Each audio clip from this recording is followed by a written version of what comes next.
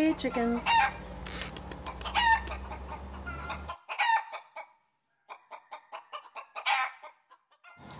The third mistake that is so easy to make in self-employment is to look for results at the wrong time in the wrong places. This is like yanking on a tomato plant to see if it's growing yet. You know, you plant a tomato plant, and if you yank on the poor dear and pull it up by its roots every day to see how it's doing, you will never, ever, ever get tomatoes. But so often I have clients who tell me, I've been self-employed for 6 months and I only have 4 clients. Well, hello, that could be spectacular. That could be perfectly fine. The person who has 4 clients at 6 months might have 8 at 12 months, so long as they keep going. But if they're judging their progress and judging it negatively at 6 months because they only have 4 clients, they're going to lose heart, and they won't have those 4 clients at the end of the 6 months, or at the end of 12 months, let alone 4 more. The more harshly you judge your performance in the first couple of years of self-employment, the harder it is for you to make progress. Now, that's not to say you shouldn't measure your progress, because you should. So here are some keys to measuring progress in a way that helps you instead of getting in your way. The first key to measuring progress is to have simple plans so that you know yourself what you're going to do roughly, and you can measure your progress by checking in to see if you're doing it. So for example, in my first years of business, my business plan was about 2 paragraphs long. It was less than half a page of paper typed out. My marketing plan, part of that business plan, was to have a website, to have a weekly email newsletter, and to do occasional press releases. Occasional press releases to me meant one every 2 to 3 months. That was the extent of my marketing plan: press releases, newsletter, and a website. My income goals were to be earning $125,000 after my first 5 years in business. At the time, that seemed princely to me, and that's what I wanted to do. What else was in that first business plan?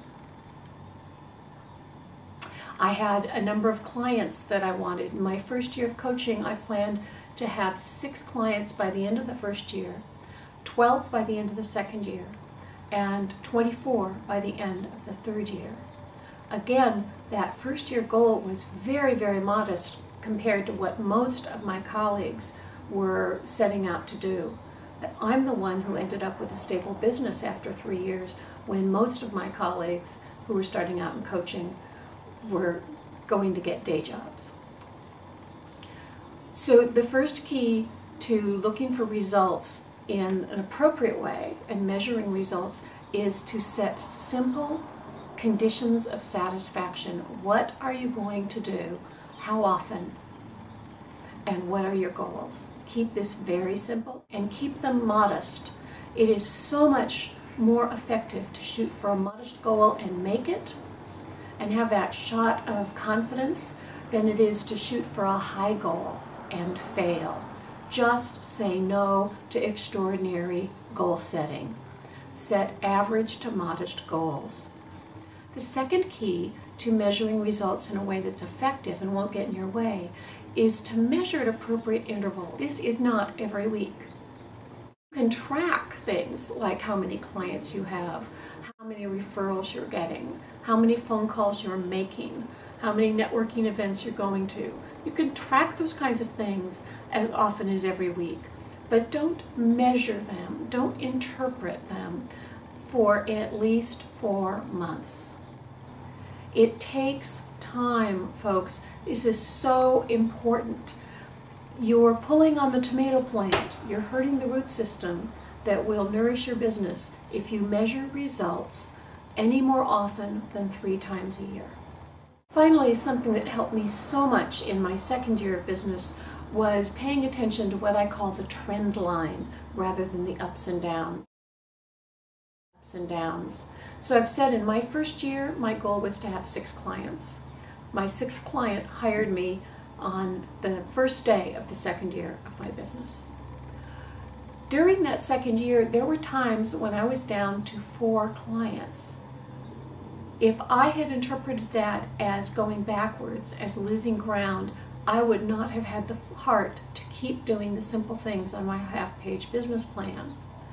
Instead, what I did is told myself to look at the trend line. On the whole, from the day I started my business until the day that 18 months into my business, I had been gaining clients. Yes, there were ups and downs, but if you drew an angle through the peaks, you would see that on the whole, my business was growing.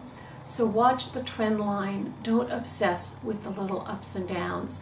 Within 2 months of that day that I only had 4 clients, I had 10. I never would have gotten there if I'd been obsessing about falling behind.